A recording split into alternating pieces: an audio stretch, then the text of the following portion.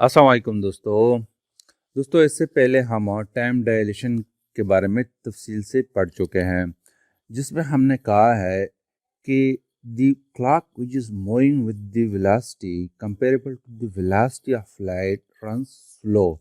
और उसके लिए हमने एक इक्वेशन निकाली थी, उसके थ्रू हमने ये प्रूफ कराया था विद एग्जांपल कि टाइम जो है वो डायलेट हो जाता है, यानी टाइम रुक जाता है जब कोई क्लॉक जो है it moves with the very high speed. तो आज हम कुछ और एग्जांपल्स टाइम डायलेशन के हवाले से हल करेंगे। तो सबसे पहला एग्जांपल जो है, ए particle with the proper life time of 1 microsecond moves through a laboratory at 2.7 × 10⁸ meter per second. What is its lifetime as measured by observer in the laboratory?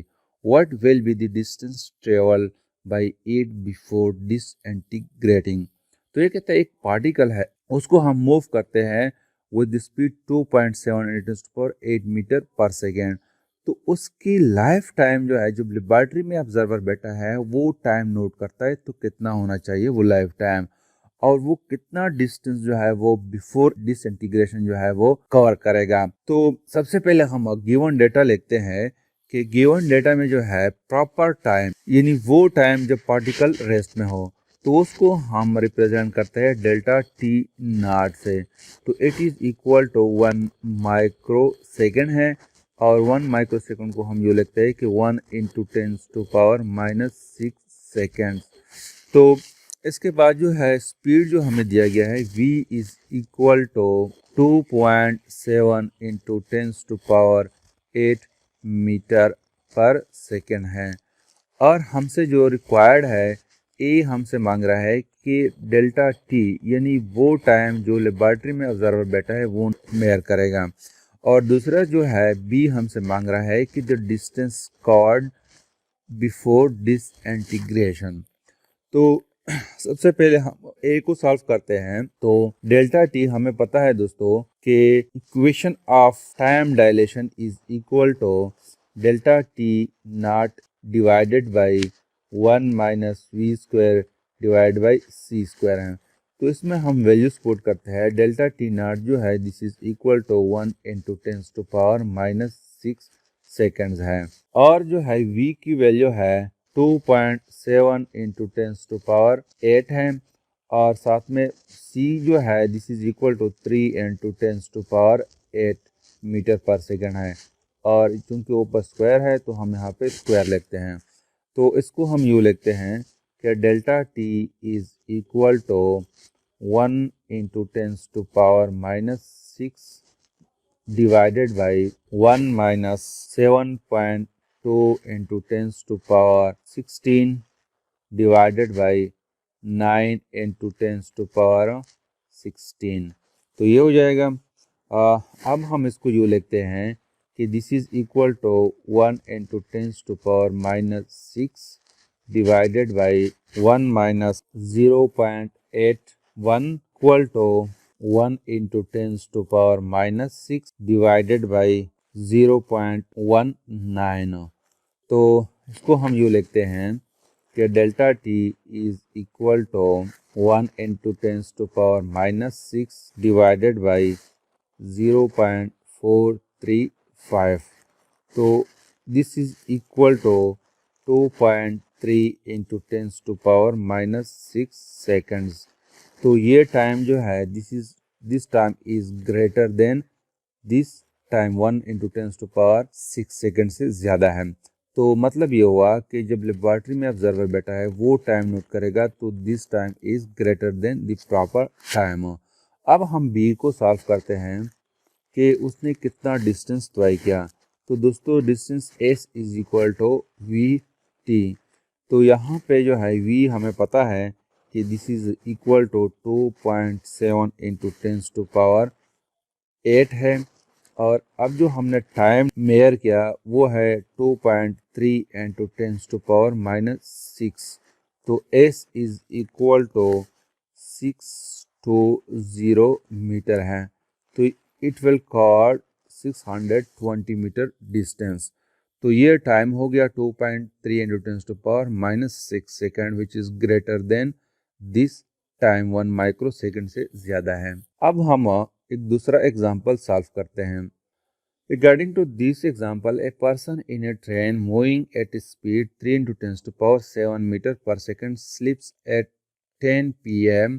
by his watch and gets up at 4 a.m. How long did he sleep according to the clocks at the stations?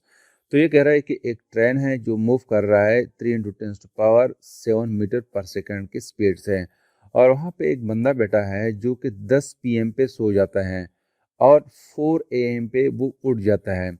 ये वो time है जो उसके पास घड़ी है, और station हमसे मांगा गया है कि स्टेशन में जो घड़ी है उसके टाइम के मुताबिक ये बंदा कितना टाइम जो है वो सोने लगा। तो सबसे पहले ये दोस्तों कि ये जो स्पीड ऑफ ट्रेन है ये हाइपोथेटिकल स्पीड है। तो इतना स्पीड जो है हमारे रोज़मर्रा ज़िंदगी में जो ट्रेन है उसमें इसकी स्पीड इतनी नहीं होती है, maximum 300 to 400 kilometre per hour होती है। तो अगर ट्रेन को हम इतना स्पीड दे दे तो वो बंदा कितने टाइम तक जो है वो सोएगा। तो according to special theory of relativity वो इस टाइम से जो उनके पास घड़ी है उससे ज़्यादा होना चाहिए। तो हम इसको सॉल्व करते हैं। सबसे पहले हम गिवन डेटा लिखते हैं। तो गिवन डेटा में v is equal to 3 into 10 to power 7 metre per second है, और प्रॉपर टाइम जो है delta t naught is equal to यानी टाइम बिटवीन 10 PM तो AM जो है वो 6 आवर्स बन रहे हैं। तो वो इतने टाइम जो है उसकी घड़ी के मुताबिक सोने लगा है, और हमसे जो मांगा गया है वो डेल्टा टी है यानी वो टाइम जो स्टेशन की घड़ी के मुताबिक है। तो हम टाइम डायलेशन का इक्वेशन यूज करते हैं which is equal to delta T is equal to delta t naught divided by 1 minus v square divide by c square. तो यहाँ पे हम वैल्यूज पुट करते हैं। तो 6 hours divided by 1 minus 3 into 10 to power 7 metre per second and 3 into 10 to power 8 meter per second whole square है। तो इसको हम यूँ लिखते हैं कि 6 hours divided by 1 minus 9 into 10 to power 14 divided by 9 into 10 to power 16। तो इसको हम यूँ लिखते हैं कि delta T is equal to 6 hours divided by 1 minus 0.01। तो नीचे जो है 1 से 0.01 जब हम माइनस करेंगे तो we will get 6 hour divided by 0.99। तो ये 0.99 का अंडर रूट जब हम लेंगे तो we will get 6 hours divided by 0.9945। अब दोस्तों इस 6 आवर्स को हम सेकंड में कन्वर्ट करते हैं। तो इसको 3600 में मल्टीप्लाई करेंगे तो we will get delta T is equal to 21600 divided by 0.9945। जब हम इसको डिवाइड करेंगे तो delta T will be equal to 21719.457 seconds आ जाएंगे हमारे पास। तो जब हम इसको आवर्स में कन्वर्ट करेंगे तो delta T will be equal to 6.033 hours. तो ये वो टाइम है जो स्टेशन की घड़ी के मुताबिक है। तो this time is greater than this proper time 6 hour से ज़्यादा है। तो स्टेशन में जो घड़ी है उसके मुताबिक ये बंदा 6.033 आवर्स सोने लगा है। तो इसके बाद जो है हम एक और म्यूआन की एग्जांपल लेते हैं। तो दोस्तों म्यूआन जो है ये एक अनस्टेबल पार्टिकल है। जब वो रेस्ट में हो तो उसकी मीन लाइफ टाइम जो है वो डेल्टा टी नॉट से मैं रिप्रेजेंट करता हूँ। This is equal to 2.2 into 10 to power -6 seconds है जब वो रेस्ट में हो। तो हम सपोज करते हैं कि हम उसको वेलोसिटी देते हैं v is equal to 0.6 c। तो जब उसकी वेलोसिटी इतनी हो तो उसका लाइफ टाइम जो है वो कितना होना चाहिए, डेल्टा टी जो है वो कितनी होनी चाहिए। यानी प्रॉपर लाइफ टाइम जो है डेल्टा टी नॉट जो है वो 2.2 इंटू 10 टू पावर -6 सेकेंड है, जो कि इसको हम कहते हैं मीन लाइफ टाइम ऑफ म्यूआन जो है। अब जब हम इसको इतने स्पीड देते हैं तो फिर उनकी जो है ये टाइम कितना होना चाहिए, तो according to special theory of relativity it should be greater than this time. तो हम टाइम डायलेशन के इक्वेशन से इसको हम प्रूफ करते हैं कि delta T is equal to delta t naught divided by 1 minus v square divide by c square.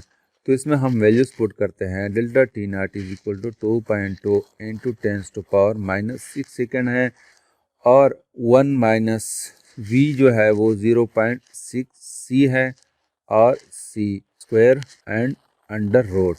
तो this will be equal to delta T is equal to 2.2 into tens to power minus 6 divided by 1 minus 0.36 हो जाएगा।